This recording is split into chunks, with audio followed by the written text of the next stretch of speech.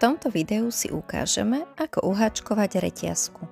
Začiatok priadze si prichytíme medzi palec a ukazovák. Priadzou si obtočíme dva prsty tak, aby sa nám priadza prekrížila. Voľný koniec priadze si prichytíme medzi prostredník a prsteník.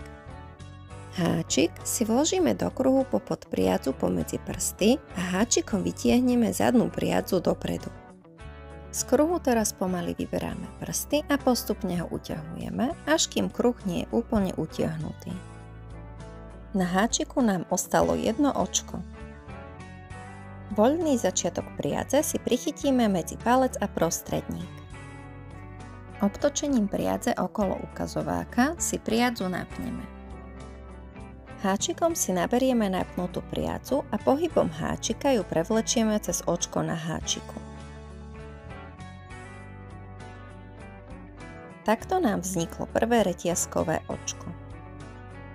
V reťazke pokračujeme ďalej tým, že opätovne naberáme napnutú priadzu a prevliekame cez očko na háčiku.